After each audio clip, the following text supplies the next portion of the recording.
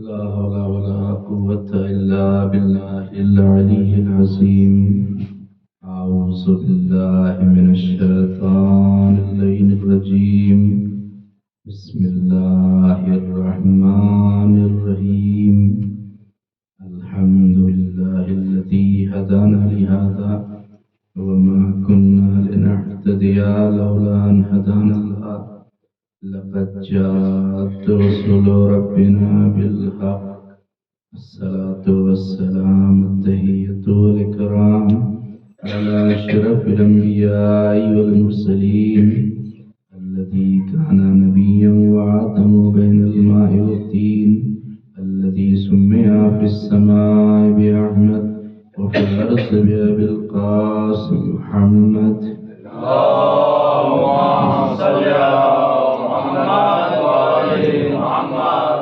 ثم الصلاة والسلام على أهل بيته الطيبين الطاهرين المعصومين المظلومين الغر الميامين، واللعنة الدائمة الباقية الجارية القائمة الثابتة على أعدائهم أجمعين. أما بعد، فقد قال الله سبحانه تبارك وتعالى في القرآن الكريم وهو أصدق القائلين وقوله الحق والصدق.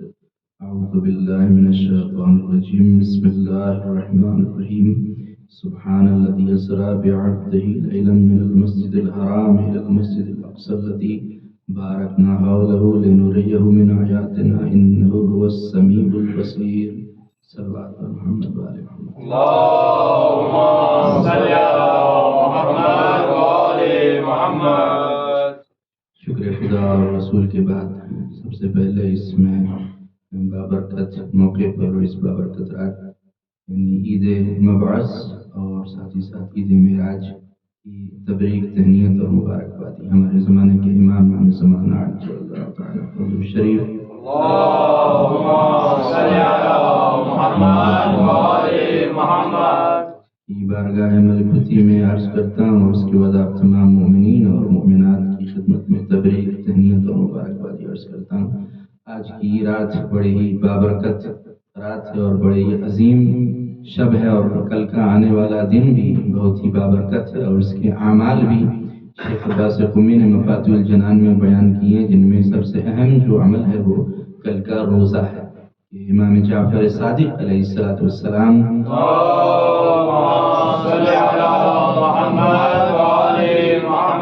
فرماتے ہیں کہ جو 27 رجب کا روزہ رکھے تو اس کو 70 سال روزہ رکھنے کا ثواب ہے. 70 اس کو روزہ رکھنے کا ثواب ہے جو کل کا روزہ رکھے. اور کل کا روزہ سال کے 4 روزوں میں سے ایک ہے کہ جس کی بہت زیادہ تاکید کی گئی.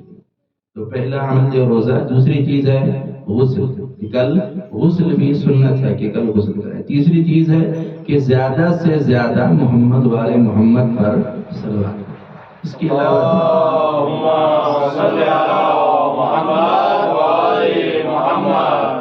علاوہ بھی اعمال ہیں، مفاتیح الجنان کی طرف رجوع کر سکتے ہیں ان اعمال کو جو انجام دینا چاہیں.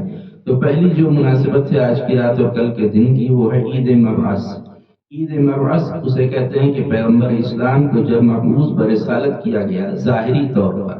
ایسے تو ہمارے نبی کا ارشاد ہے کنت نبیا وآدم بین الماء والطین. میں اس وقت بھی نبی تھا کہ جب آدم آب و گل کی منزلوں کو طے کر رہے تھے، یعنی جب آدم کا پتلا بنایا بھی نہیں گیا تھا اس وقت بھی نبی تھا. لیکن ظاہری طور پر جو اعلان نبوت کیا اور پیغمبر اسلام کو نبوت سپرد کی گئی ہے وہ 27 رجب کی تاریخ تھی کہ جب پیغمبر اسلام اپنے معمول کے مطابق غار حرا میں عبادت کر رہے تھے، تنہائی میں اللہ کی عبادت کر رہے تھے کہ اتنے میں آپ کو آواز سنائی دی یا محمد. تو آپ نے دائیں طرف دیکھا، بائیں طرف دیکھا لیکن کوئی نظر نہیں آئی. پھر سے آواز آئی یا محمد. تو جب آپ نے سامنے دیکھا تو ایک نورانی مخلوق کو دیکھا اور وہ جبریل تھے. اب یہاں پر ہم وہ سب روایتوں کو نہیں مانتے جو لوگ بیان کرتے ہیں کہ پیغمبر اسلام کے اوپر جب پہلی مرتبہ وحی آئی تو ڈر گئے، گھبرا گئے. پیغمبر اسلام ایسا کوئی ایسی بات نہیں تھی کہ پیغمبر اسلام ڈر گئے جبریل کو دیکھ کر. جبریل تو نوکر ہے، جبریل ان کا غلام ہے. جبریل سے کس طرح پیغمبر اسلام ڈریں گے؟ اور یہاں تک کہ بہت ساری روایتیں اس سلسلے میں گڑھی گئیں اور کل ایک معتبر عالم تھے، انہوں نے بھی ایسا بیان کیا تھا، ان کو تعجب ہو گیا کہ انہوں نے یہ بیان دے دیا کہ جب آئے جبریل تو پیغمبر اسلام کے قلب کو نکالا، یعنی جب نبوت دینا ہوئی تو قلب کو نکالا، یعنی بائی پاس سرجری، انہوں نے کہا کہ پہلی مطلب بائی پاس سرجری ہوئی پیغمبر اسلام کی اور ان کے دل کو نکالا گیا اور پھر دل کو چیر دیا گیا اور پھر آب زمزم سے پاک کیا گیا، پھر سے فٹ کیا گیا اور پھر نبوت۔ تو ایسی چیزوں کو ہم نہیں مانتے، کیوں؟ اس لیے کہ اگر نبی بنانے کا یہی طریقہ ہوتا تو ابو جہل کی کیا خطا تھی؟ آپ خود سوچیے، اگر نبی بنانے کا یہی طریقہ ہے کہ پہلے دل کو چیرا جاتا ہے، نکالا جاتا ہے، اس کو پاک کیا جاتا ہے آب زمزم سے، تو ابو جہل اور ابو لہب کی خطا کیا تھی؟ یہ طریقہ نہیں ہے نبی بنانے کا۔ پیغمبر اسلام کے اوپر جبریل نے آیتیں پڑھی کہ اقرا بسم ربک الذی خلق، خلق الانسان من علق، اقرا وربک الاکرم الذی علم بالقلم الذی ما لم یعلم الذی، اور یہ 5 آیتیں سورہ اقرا کی جو پہلی 5 آیتیں تھی یہ غار حرا میں نازل ہوئی اور اس کے بعد پیغمبر اسلام نے اعلان نبوت کیا کہ میں نبی ہوں، اور لوگوں کو پیغمبر اسلام نے بتایا کہ اللہ نے مجھے نبی بنا کر بھیجا، اور تبلیغ اسلام کا کام پیغمبر اسلام نے شروع کیا۔ تو یہ 27 رجب کی بابرکت تاریخ تھی، اور کیونکہ یہ نبوت بھی ملی اور قرآن کی نزول قرآن کی ابتدا بھی ہوئی، یعنی شروعات قرآن مجید کی، کیونکہ سورہ اقرا پہلا سورہ ہے تو نزول قرآن کی شروعات بھی کل کی ہی بابرکت تاریخ سے ہوئی پہلی۔ اور دوسری جو مناسبت ہے وہ عید شب معراج، یعنی آج ہی کی وہ شب تھی کہ جس شب میں اللہ نے پیغمبر اسلام کو راتوں رات اپنے پاس بلایا، اور جس کو اللہ نے سورہ اسراء میں، جس کو سورہ بنی اسرائیل بھی کہتے ہیں، 15ویں پارے کی شروعات یہیں سے ہو رہی ہے۔ پہلی آیت ہے کہ سبحان الذی اسریٰ بعبدہ لیلا من المسجد الحرام الی المسجد الاقصی الذی بارکنا حولہ لنریہ من آیاتنا انہ هو السمیع البصیر۔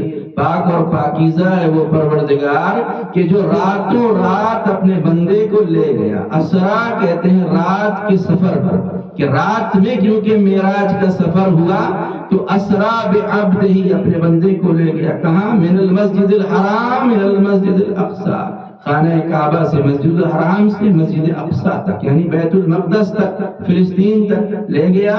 لنریہ من آیاتنا، اور معراج کا مقصد کیا ہے؟ تاکہ اللہ اپنی نشانیوں کو نبی کو دکھائے۔ انہ هو السمیع البصیر، اور اللہ سننے والا اور دیکھنے والا ہے۔ پہلے تو اس سورہ میں اور دوسرے سورہ نجم میں 8ویں آیت سے لے کر 18 نمبر کی آیت ہے، یعنی 10 آیتیں ہیں کہ جس میں معراج کے واقعے کو اللہ نے تفصیل کے ساتھ بیان کیا کہ پیغمبر اسلام کو معراج کس طرح سے ہوئی۔ معراج ہمارے یہاں بنیادی عقیدوں میں سے، اسی لیے چھٹے امام جعفر صادق علیہ السلام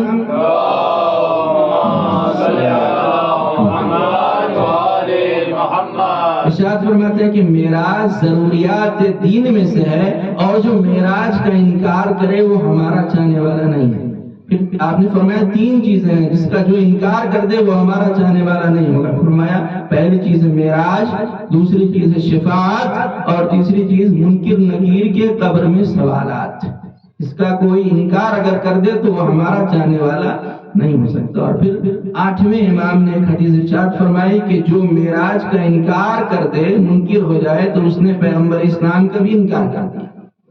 پھر اس نے پیغمبر اسلام کو بھی نہیں مانا کہ جس نے معراج کو جس نے انکار کر دیا۔ تو معراج کی یہ شب بابرکت شب تھی، آج ہی کی وہ بابرکت تاریخ تھی کہ جب پیغمبر اسلام ام ہانی بنت ابو طالب کے گھر میں آرام کر رہے تھے اور مہمان تھے۔ جناب ابو طالب کے 4 بیٹے اور 3 بیٹیاں تھیں۔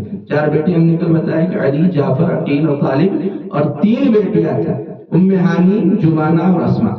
تو آپ ام ہانی کے گھر مہمان تھے، رات کا وقت تھا اور ساری دنیا کی مخلوقات آرام کرنے اور سونے کی تیاری میں سارے لوگ تھے، اور پیغمبر اسلام بھی تیاری کر رہے تھے سونے کی، کہ اتنے میں آپ کو آواز آئی یا محمد۔ یہ سن 1262 کا واقعہ ہے، مکے میں ہوئی ہے۔ پیغمبر اسلام مکے میں تھے جب معراج ہوئی، 1262 تھی، اور آواز آئی تو آپ نے دیکھا کہ جبریل سامنے ہے۔ جبریل نے آپ کو سلام کیا اور اللہ کا درود و سلام پہنچایا اور کہا کہ یا رسول اللہ، میں اللہ کا میسج لے کر آپ کے لیے آیا ہوں، اور وہ اللہ نے آپ کو یہ پیغام بھیجا ہے کہ آج کی رات آپ کو ایک اسٹرینج سفر پر جانا ہے۔ ایک عجیب و غریب سفر پر آپ کو جانا ہے۔ تو پیغمبر اسلام نے پوچھا کیسے سفر پر؟ تو جبریل نے کہا کہ یہاں سے مسجد الحرام اور وہاں سے بیت المقدس اور وہاں سے آسمانوں کی سیر کے لیے اللہ نے آپ کو بلایا ہے، اور ساتھ ہی ساتھ اللہ نے یہ سواری براق بھی بھیجی۔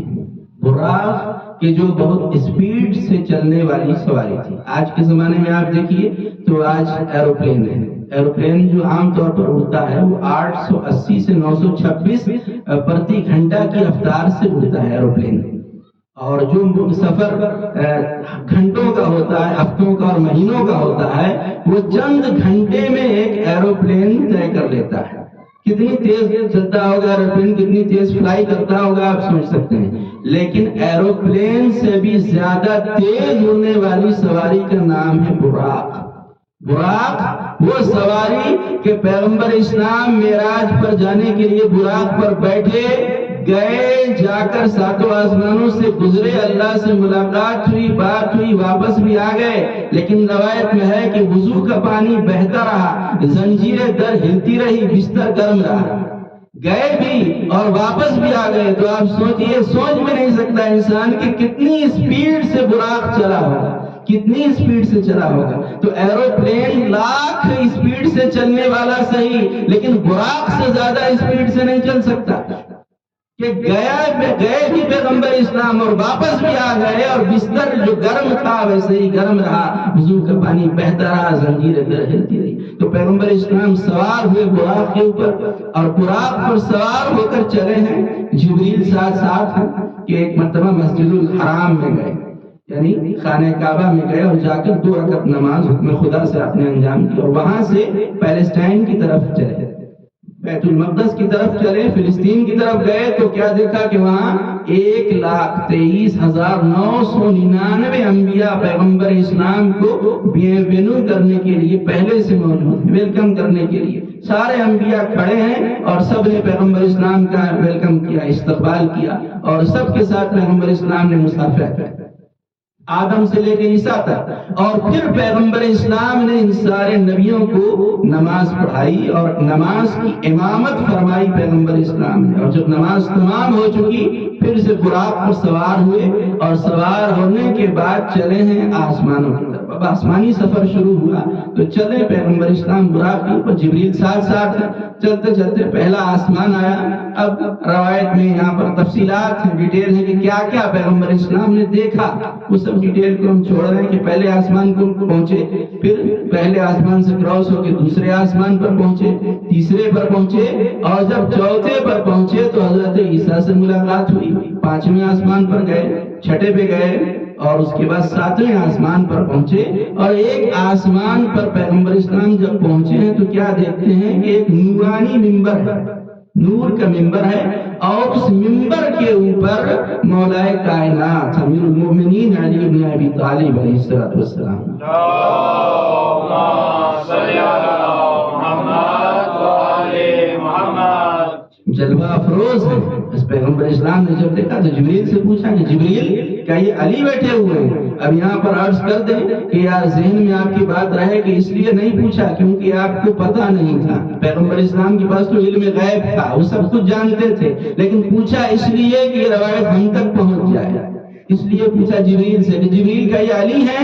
جبریل نے کہا نہیں یا رسول اللہ، یہ علی نہیں ہے، بلکہ یہ علی کی شبیہ ہیں، اور جب علی اس آسمان پر تھے ان کا نور یہاں تھا تو سارے فرشتے ان کی زیارت کر لیا کرتے تھے، لیکن جب 13 رجب کو خانہ کعبہ میں ان کی ولادت ہوئی اور ان کا نور آسمان سے زمین پر آ گیا تو 7 آسمانوں کے فرشتے گئے خدا کے پاس اور خدا سے ریکویسٹ کی کہ پروردگار مولا علی کا نور اب آسمان سے زمین پر جا چکا ہے، ہم زیارت سے محروم ہو گئے ہیں، تو اب ہم چاہتے ہیں کہ ان کی زیارت کریں۔ تو اللہ نے علی کی شکل کا ایک فرشتہ خلق کیا اور اس نوری منبر پر بٹھا دیا۔ اب ہر شب جمعہ کو 7 آسمانوں کے فرشتے جمع ہوتے ہیں یہاں پر اور مولا کائنات کے چہرے مبارک کی زیارت کرتے ہیں۔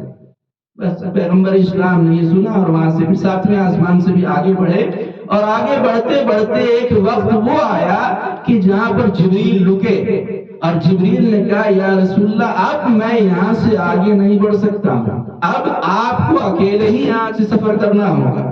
کیوں؟ جبریل نے کہا لو دنوت لما احترقت، یعنی اگر میں یہاں سے ایک انگلی کے پور کے برابر بھی آگے بڑھا تو میں بالوں پر جل جائیں گے، میں اب برداشت نہیں کر سکتا، میں جل جاؤں گا، آپ یہاں سے اکیلے جائیے۔ اب پیغمبر اسلام اکیلے چلے، براق پر سوار ہو کر پیغمبر اسلام چل رہے ہیں، چلتے چلتے چلتے چلتے ایک مقام وہ آیا کہ جہاں پر براق سے اترے اور پھر رفرف پہ سوار ہوئے۔ رفرف ایک نورانی تخت کو کہتے ہیں، یعنی نور سے بنا ہوا تخت، اور اس کے اوپر پیغمبر اسلام بیٹھے اور چلے۔ اب پیغمبر اسلام بیان فرماتے ہیں کہ نور کا ایک دریا تھا، ہر طرف نور ہی نور تھا اور چاروں طرف نور تھا، اور اس نور کے دریا پر پیغمبر اسلام اس نور کے تخت پر بیٹھ کر چل رہے ہیں، چلتے چلتے یہاں تک کہ ایک ایسا مقام آیا کہ جہاں پر وہ تخت رکا اور وہاں پردہ لگا ہوا تھا، یعنی ایک طرف خدا ہے اور ایک طرف بندہ ہے، ایک طرف خالق ہے ایک طرف مخلوق ہے، ایک طرف رازق ہے ایک طرف مرزوق ہے، ایک طرف اللہ ہے ایک طرف نبی ہے۔ اور جب اتنے قریب پیغمبر اسلام پہنچ گئے، جس کو سورہ نجم کی آیت میں اللہ نے کہا کہ دنا فتدلا فکانا قاب قوسین او ادنا، نبی خدا سے اتنا قریب ہو گئے کہ 2 کمانوں کا فاصلہ رہ گیا یا اس سے بھی کم۔ تیر اور کمان تو آپ نے دیکھا ہی ہوگا کہ جب کمان میں تیر لگاتے کتنا بڑا کمان ہوتا ہے، تو 2 کمان کا فاصلہ خدا سے رہ گیا یا اس سے بھی کم رہ گیا، یعنی خدا کے جلوے کو دیکھ رہے ہیں نبی، خدا کے قرب میں پہنچے ہوئے ہیں نبی۔ اب آپ بتائیے کیا اس سے بھی کوئی زیادہ قریب خدا کی ہوا آج تک کہ جتنا نبی آج ہو گئے؟ نہیں، کوئی مخلوق خدا اتنا زیادہ خدا سے قریب نہیں ہو سکی کہ جتنا قریب شب معراج میں نبی خدا کے ہو گئے۔ لیکن عجیب بات شاعر نے پیش کی اور عجیب خیال پیش کیا، دیکھیں کیا کہتا ہے کہ عصر عاشور کبھی دل سے بھلائی نہ گئی، عصر عاشور کبھی دل سے بھلائی نہ گئی، اتنی شدت سے کوئی یاد منائی نہ گئی، اور زیر خنجر تھے حسین اتنا خدا سے نزدیک، زیر خنجر تھے حسین اتنا خدا سے نزدیک، اتنی قربت شب معراج بھی پائی نہ گئی،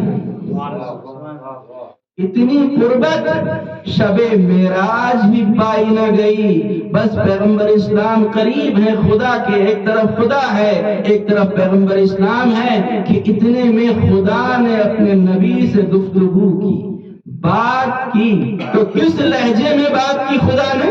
کسی اور کا لہجہ اختیار نہیں کیا، بلکہ روایتوں ہے کہ مانوس لہجہ، نبی جس لہجے سے مانوس تھے وہ لہجہ اللہ نے اپنایا، اور وہ لہجہ اور وہ آواز مولا کائنات امیر المومنین علی بن ابی طالب علیہ السلام۔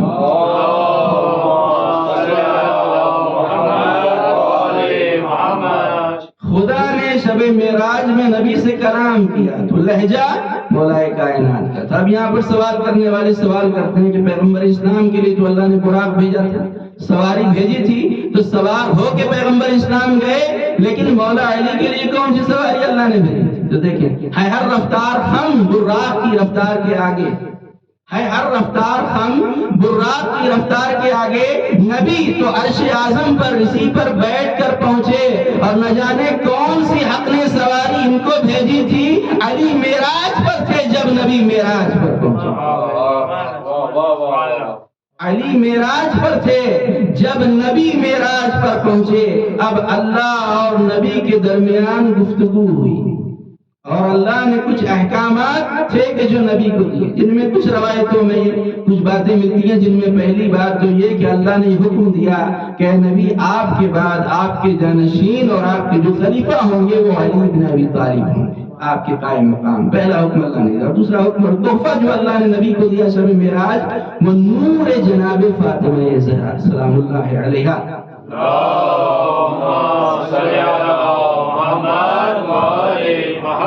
نبی کو دیا۔ اور تیسرا جو تحفہ اللہ کی طرف سے شب معراج میں نبی کو دیا گیا وہ تحفہ نماز تھا۔ صلاۃ اور نماز کا تحفہ کہ اللہ سے اللہ نے فرمایا کہ نبی اب آپ جائیے اور آپ کی امت کے اوپر 5 وقت کی نماز فرض کر دی گئی۔ اب یہاں پر ہم کنفیوژن کو دور کر کے آگے بڑھیں کہ لوگ سوال کریں یہاں پر کہ کیا اس سے پہلے نماز واجب نہیں تھی؟ پیغمبر اسلام تو نماز شب بھی پڑھا کرتے تھے اور دیگر انبیاء بھی، سب نے ذکر کیا۔ صلاۃ کا لفظ تھا لیکن صلاۃ کے معنی عربی میں ہوتا ہے دعا، تو اپنے طریقے سے سب دعا، خدا سے راز و نیاز سب انبیاء کر رہے تھے، لیکن جو مخصوص صورت میں نماز ہے، یعنی پہلے قیام کیجئے، پھر رکوع کیجئے، پھر سجدہ کیجئے، تشہد ہے، سلام ہے، اس صورت میں نماز موجود نہیں تھی۔ لہذا اس صورت میں جو نماز آئی ہے وہ معراج کے بعد سے ہی شروع ہوئی ہے۔ اور پیغمبر اسلام کو دیکھیں کہ پیغمبر اسلام نے کیا فرمایا؟ الصلاۃ معراج المومن۔ آپ نے فرمایا کہ معراج صرف مجھ سے ہی مخصوص نہیں ہے، اگر میرا چاہنے والا بھی چاہے تو اسے بھی معراج ہو سکتی ہے۔ کیسے معراج ہوگی؟ نماز پڑھ کر۔ مومن کی معراج ہے نماز، نماز پڑھے گا انسان تو ہمیں بھی وہی معراج حاصل ہوگی جو پیغمبر اسلام کے معراج کا لفظی ترجمہ اگر آپ دیکھیں تو عروج سے بنا، یعنی بلندی کی طرف جانا۔ معراج عروج یعنی اونچائی کی طرف جانا، تو اسی سے بنا ہے معراج یعنی عروج۔ تو عروج اور معراج ملے گی اس سے کہ جب آدمی نماز پڑھے۔ اور اسی طرح تفسیر میں ہم دیکھ رہے تھے تو ایک میسج، بہت سارے میسج ہیں معراج سے، جس میں سے ایک میسج تفسیر میں لکھنے والے نے یہ لکھا کہ پیغمبر اسلام جو مسجد الحرام سے گئے اور مسجد اقصی سے اونچائی کی طرف گئے، تو یہ ایک میسج ہے کہ اگر انسان بھی اونچائی کی طرف جانا چاہتا ہے تو مسجد سے ہی اسے اونچائی مل سکتی ہے، کسی اور جگہ سے اونچائی نہیں مل سکتی۔ اگر بلندی چاہیے، پیغمبر اسلام بھی بلند ہوئے تو مسجد سے ہی بلند ہوئے ہیں، لہٰذا بلندی اگر چاہیے تو مسجد سے ہی مل سکتی۔ یہاں پر صرف ایک جملہ میں آپ کی خدمت میں عرض کروں کہ جملہ آیا تھا کہ جو ایمان گھر سے مسجد تک نہ لا سکا، جو ایمان یعنی اتنا فیبل، اتنا کمزور ہے ایمان کہ جو ایمان گھر سے مسجد تک نہ لا سکا، وہ ایمان اس دنیا سے جنت تک کیسے لے کر جائے؟ غور کسی کا ایک لمحہ فکریہ ہے کہ وہ ایمان کم سے کم اتنا مضبوط ہونا چاہیے کہ انسان کو گھر سے مسجد تک وہ ایمان لے آئے۔ تو پیغمبر اسلام کو یہ 3 تحفے، 3 باتیں اللہ کے ساتھ ہوئی۔ پیغمبر اسلام نے جنت دیکھی، جہنم دیکھا، لوگوں پر عذاب ہوتا ہوا، ساری تفصیلات ہیں روایتوں کے اندر کہ کیسے کیسے عذاب دیکھے، اور اللہ کی نشانیوں کو پیغمبر اسلام نے ملاحظہ فرمایا۔ اور اب وہاں سے جب بات تمام ہوئی تو چلے ہیں پھر سے رف پر، اور پھر براق پر سوار ہوئے اور پھر ام ہانی کے گھر پہنچے اور جا کر آپ نے واقعہ معراج کو بیان کیا۔ اور جب صبح ہوئی تو مسلمانوں کے مجمع میں آپ نے بیان کیا کہ کل رات کو اللہ نے مجھے آسمانی سفر پر بلایا تھا، اور اس طرح میں گیا اور 7 آسمانوں کو دیکھا اور جنت اور جہنم اور اللہ کی نشانیوں کو دیکھا۔ تو مسلمانوں میں یہ بات پھیل گئی کہ اللہ نے نبی کو معراج کروائی، اور جہاں مسلمانوں میں یہ بات پھیلی وہیں ابو جہل کی پارٹی تک بھی یہ بات پہنچی اور ابو جہل تک بھی پہنچی۔ تو ابو جہل ایک ڈیلیگیشن لے کے پیغمبر اسلام کے پاس آیا اور آ کر کہنے لگا کہ محمد، اے مسلمانوں کے رسول، آپ جو دعویٰ کر رہے ہیں کہ آپ راتوں رات آسمان پر گئے، یہ ہاؤ اسٹرینج اٹ از، یہ بہت ہی عجیب ہے، یہ بہت وچتر ہے، اور الگ بات ہے کہ اس زمانے میں پلین تو تھا نہیں، ایروپلین نہیں تھا، ہیلی کاپٹر نہیں تھا، کوئی آدمی سوچ بھی نہیں سکتا تھا کہ انسان بھی اوپر ہو سکتا ہے، آسمان تک انسان جائے۔ تو بہت عجیب لگا، مجھے کہتا ہے یہ بڑا عجیب و غریب دعویٰ ہے آپ کا، ایک انسان اور آسمان تک چلا جائے، یہ تو میں نہیں مانتا، امپاسبل ہے، میں اس کو نہیں قبول کر سکتا، یہ صحیح نہیں ہے۔ تو پیغمبر اسلام نے کہا کہ میرا پروردگار تو علی کل شیء قدیر ہے، وہ تو ہر چیز پر قدرت رکھتا ہے، اگر وہ چاہے تو کیوں اپنے ایک بندے کو بلندی تک نہیں لے جا سکتا۔ لہذا پیغمبر اسلام میں اور ابو جہل میں یہ باتیں ہو ہی رہی تھی کہ اتنے میں اس مجمع میں مولائے کائنات امیر المومنین علی بن ابی طالب علیہ السلام، اللہم صلی علی محمد و آل محمد۔ ابو جہل نے دیکھا کہ علی آ رہے ہیں تو کہتا ہے کہ محمد آپ خاموش رہیے گا، میں علی سے کچھ سوال کروں گا۔ بس مولا علی آئے تو ابو جہل نے پوچھا کہ یا علی بتائیے کہ کیا کوئی انسان آسمان تک جا سکتا ہے؟ ابو جہل یہ سوچ رہا تھا کہ وہ انکار کر دیں گے کہ نہیں، یہ تو ممکن ہی نہیں ہے، لیکن جب ابو جہل نے پوچھا تو مولا علی مسکرانے لگے، اور مسکرا کے آپ نے فرمایا کہ آسمان کیا معصوم تو عرش اعظم تک بھی جا سکتا ہے۔ معصوم اگر چاہے تو عرش اعظم تک بھی جا سکتا ہے، اس میں کوئی تعجب کی بات نہیں ہے۔ اور ایک مرتبہ پیغمبر اسلام کی طرف دیکھا اور شاعر نے اس منظر کو نظم کیا کہ مولا علی نے پیغمبر اسلام کی طرف دیکھا اور کہا کیا کیا نہ کہوں، کیا کہوں، ہر بات بتا دوں، کیا کیا نہ کہوں، کیا کہوں، ہر بات بتا دوں، کیسے کٹی یہ آپ کی میں رات بتا دوں، کیا کیا نہ کہوں، کیا کہوں، ہر بات بتا دوں، کیسے کٹی آپ کی میں رات بتا دوں، خود آپ بتاتے ہیں رسالت کی زبان سے یا میں شب معراج کے حالات بتا دوں، خود آپ بتاتے ہیں رسالت کی زبان سے یا میں شب معراج کے حالات بتا دوں۔ بس ایک مرتبہ ابو جہل نے انکار کیا کہ یہ ممکن نہیں ہو سکتا، یہ کیسے پوسیبل ہو سکتا ہے؟ پیغمبر اسلام نے کہا یہ ممکن ہو گیا، اور میں معراج پر گیا اور آسمانوں کی سیر کی اور واپس آ گیا۔ ابو جہل نے پوچھا اچھا بتائیے آپ کے ساتھ کیا کیا واقعات ہوئے؟ پیغمبر اسلام نے بیان کیا، مسجد الحرام گیا، مسجد اقصی گیا، تو اس نے کہا کہ ہمارا بھی بزنس کے لیے قافلہ، تجارتی قافلہ شام کی طرف گیا ہے، شام کیونکہ سیریا بزنس کا اس وقت مرکز تھا، تو شام کی طرف ایک تجارتی قافلہ گیا ہے، کیا آپ کی اس سے ملاقات ہوئی؟ پیغمبر اسلام نے کہا ہاں، میں وادی تنعیم میں تمہارے تجارتی قافلے سے میری ملاقات ہوئی تھی۔ تو اس نے پوچھا آپ کوئی نشانی بتا سکتے ہیں اس قافلے کی؟ پیغمبر اسلام نے کہا کہ ہاں، مجھے پیاس لگی تھی اور اس قافلے میں ایک مسلمان تھا، اس سے مانگ کر میں نے پانی پیا تھا، اور جب وہ آئے تو اس سے پوچھ لینا کہ یہ بات سچ ہے یا نہیں۔ ابو جہل نے کہا اچھا کوئی اور دوسری نشانی بتائیے۔ پیغمبر اسلام نے کہا ہاں، جب میں گزر رہا تھا تمہارے قافلے کے پاس سے تو میرے براق کے پیر سے ایک آدمی کے پاس پانی کا گھڑا تھا، پانی بھرا ہوا تھا مٹی کا، تو میرے براق سے ٹوٹ گیا تھا، اس کا پانی بہہ گیا تھا، تو جب وہ آئے تو پوچھ لینا سچ ہے یا نہیں۔ پھر اس نے کہا کہ اچھا کوئی اور نشانی بتائیے۔ تو پیغمبر اسلام نے کہا اس قافلے میں ایک آدمی تھا جس کا اونٹ کھو گیا تھا اور وہ اونٹ کو ڈھونڈ رہا تھا، اس کا اونٹ مل گیا ہے، اگر وہ آئے تو اس سے پوچھ لینا سچ ہے یا نہیں۔ اس نے کہا اچھا یہ بتائیے کہ جو قافلہ ہے ہمارا وہ مکے میں کب انٹر ہوگا، مکے میں کب داخل ہوگا؟ تو پیغمبر اسلام نے کہا کہ کل بدھ کا دن ہے اور کل جب سورج نکلے گا تو وہ قافلہ مکے میں انٹر کرے گا۔ بس ابو جہل نے ساری باتیں سنی اور پھر چلا گیا اور جا کر ایک میٹنگ کی اپنے لوگوں کے ساتھ، اور میٹنگ کر کے کہنے لگا کہ محمد جو کچھ کہہ رہے ہیں یہ سب کچھ سچ ہوگا، میں جانتا ہوں یہ سب کچھ سچ ہے، وہ میرے قافلے سے ملے بھی ہوں گے، پانی بھی مانگا ہوگا، گھڑا ٹوٹا ہوگا، ساری باتیں سچ ہیں، لیکن ایک بات میں مجھے اختیار ہے، وہ کہہ رہے ہیں کہ قافلہ اس وقت مکے میں آئے گا جب سورج نکل جائے گا، سورج نکلے گا تو اس وقت انٹر ہوگا۔ میں چاہتا ہوں کہ کچھ لوگ جائیں اور جا کر مکے سے باہر ہی قافلے کو روک دیں اور اس وقت انٹر ہو کہ جب دوپہر ہو جائے، دوپہر کی بات نہیں، آپ نے میری وہ قافلہ اس میں مکے میں داخل ہو تو میں کہہ دوں گا کہ ان کی یہ بات جھوٹی تھی اور میں مشہور کر دوں گا اس طرح سے۔ بس یہ لوگوں کو بتایا اور کچھ لوگ چلے اور گئے، اس قافلے تک پہنچے اور جا کر ابو جہل کا پیغام پہنچایا کہ ابو جہل نے میسج دیا ہے کہ مسلمانوں کے رسول نے کہا کہ صبح میں قافلہ داخل ہوگا، تو وہ چاہتا ہے کہ یہیں پر تم لوگ رکے رہو رات بھر، اور جب دوپہر ہو جائے تو دوپہر کے بعد مکے میں انٹر ہوگا۔ بس وہ سوچ کر قافلہ جو تھا ان لوگوں کا، ابو جہل والوں کا، وہ پورا رک گیا قافلہ اور انتظار کرنے لگا۔ اب ادھر ابو جہل نے قافلے کو روکا، ادھر اللہ کی آواز آئی جبریل سورج کو روک دو، چاند کو روک دو، دریا کی روانی کو روک دو، سمندروں کی طغیانی کو روک دو، پھولوں کی مہک کو روک دو۔ جبریل نے کہا قافلے کو روکنا ابو جہل کا کام ہے، تو اس کائنات کو روکنا محمد کے خدا کا کام ہے۔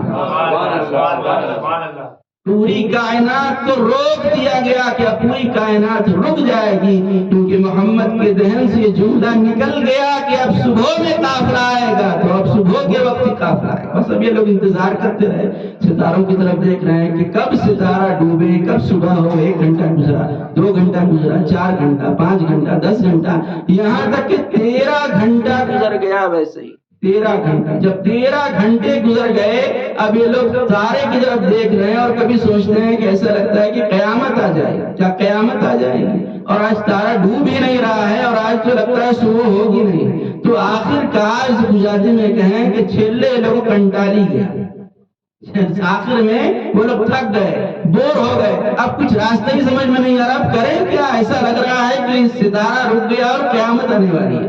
تو بس آخر کار تھک کر وہ لوگ مکے میں داخل ہوئے، اور جیسے ہی قافلہ مکے میں داخل ہوا اور ادھر اللہ نے حکم دیا اور سورج نکل گیا. اور اس طرح سے پیغمبر اسلام نے جو کہا تھا، پیغمبر اسلام کی بات سچ ہوئی، اور ابو جہل انکار نہیں کر سکا، جھٹلا نہیں سکا واقعہ معراج کا. تو معراج کو سب مانتے ہیں، لیکن فرق ہے کہ کچھ لوگ ہیں جو معراج کو روحانی مانتے ہیں کہ پیغمبر اسلام کی روح نہیں گئی، بلکہ پیغمبر اسلام کا جسم نہیں بلکہ روح گیا. جبکہ ہم یہ عقیدہ اور یقین رکھتے ہیں کہ پیغمبر اسلام کو جو معراج ہوئی وہ جسمانی ہوئی. آپ روح اور جسم دونوں کے ساتھ معراج پر گئے. اس پر وہ دلیل بناتے ہیں ان کے قول کو کہ وہ کہتی ہیں کہ میرے بستر پر پیغمبر اسلام تھے، جبکہ مورخین یہ کہتے ہیں کہ پیغمبر اسلام کی صرف ایک ہی بیوی تھی، جناب خدیجہ، اور یہ واقعہ مکے کا ہے. دوسری جتنی بھی ازواج ہیں وہ مدینے میں آئی ہیں، مکے میں صرف جناب خدیجہ تھی. جو جب شادی نہیں ہوئی تو بستر پر موجود کس طرح پیغمبر اسلام تھے. اور دوسری دلیل قرآن مجید سے عرض کریں کہ اللہ قرآن مجید میں کہہ رہا ہے سبحان الذی اسریٰ بعبدہ، پاک و پاکیزہ وہ پروردگار جو اپنے بندے کو لے گیا. تو بندے کا مطلب جسم اور روح دونوں ہوتا ہے، صرف روح نہیں ہوتا. اگر روحانی معراج ہوئی ہوتی تو اللہ کہتا بے روح ہی، پاک و پاکیزہ ہے وہ پروردگار جو نبی کی روح کو لے گیا. تو اگر روح کو ہی لے جانا ہوتا تو معراج ہم کو بھی ہو سکتی. ہماری بھی روح جب سوتے ہیں تو کہاں کہاں روح چلی جاتی ہے. تو پیغمبر اسلام کو جو معراج ہوئی وہ جسمانی ہوئی ہے، روحانی معراج نہیں ہے. اور آخر میں یاد کر دوں کہ اگر کوئی اب بھی نہیں مانتا کہ معراج جسمانی ہوئی تو اس کا جواب خود لفظ معراج میں چھپا ہوا ہے. کہ معراج میں بھی یہاں پر بیٹھے ہوئے یہ بھی اس بات کو سمجھ سکتے ہیں کہ لفظ معراج جو ہے وہ 5 حرفوں سے بنا ہے. میم، عین، رے، الف، جیم، 5 لیٹر سے، 5 اکشروں سے مل کے لفظ معراج بنا ہے. اور اسی میں چھپا ہوا ہے کہ معراج روحانی ہوئی یا معراج جسمانی ہوئی. دیکھیں، میم سے معراج، عین سے عرش پہ، رے سے رسول کی، الف سے اللہ کی طرف سے، جیم سے جسمانی. یہ پورا معراج کا واقعہ اس لفظ معراج میں چھپا ہوا ہے. لہٰذا یہ معراج ہے کہ آج کی شب کے جو پیغمبر اسلام کی ہوئی، اس کو شاید نے کہا کہ ایک شب عرش پہ محبوب کو بلوا ہی دیا. ایک شب عرش پہ محبوب کو بلوا ہی لیا. ہجر وہ غم ہے خدا سے بھی اٹھایا نہیں گیا. ہجر وہ غم ہے خدا سے بھی اٹھایا نہیں گیا. اور کسی نے یہ کہا، اور مشہور جملہ ہے کہ معراج کیا ہے؟ تو جہاں محمد اور علی کا راج ہو اسے معراج. آئیے ہم سب مل کر اللہ کی بارگاہ میں دعا کرتے ہیں. بہت ہی بابرکت رات ہے پروردگار، تو یہ واسطہ دیتا ہوں عید مبعث کا، آج کی اس مبارک و بابرکت رات کا. ہم نے جو مومنین و مومنات دل میں دعاؤں کو، حاجتوں کو لے کر آئے ہیں، ان تمام حاجتوں اور دعاؤں کو پورا فرما. پروردگار ہم سب کے دلوں میں نبی اور آل نبی کی محبت میں اضافہ فرما. ہم سب کو پیغمبر اسلام کی سیرت اور سنت پر چلنے کی توفیق عطا فرما. پرچم اسلام کو سربلندی و شرف عطا فرما. پرچم کفر و نفاق کو سرنگون فرما. ہم سب کو آخری سانس تک محبت اہل بیت پر اور صراط مستقیم پر ثابت قدم رہنے کی توفیق عطا فرما. پروردگار ہم سب کی عاقبت پر خیر فرما. ہم سب کو دنیا میں معصومین کے روزوں کی زیارت اور آخرت میں شفاعت اہل بیت نصیب فرما. پروردگار پرچم اسلام کو سربلندی و شرف عطا فرما. پرچم کفر و نفاق کو سرنگون فرما. دشمنان اسلام کو نصر نابود فرما. ہمارے مولا آقا ہمارے سید سردار امام زمانہ کے ظہور میں تاج کی. ہم سب کو اپنے مولا و آقا کے مخلص غلام اور جانثاروں میں شمار فرما. ربنا تقبل منا انك انت السميع العليم واخر دعوانا الحمد لله.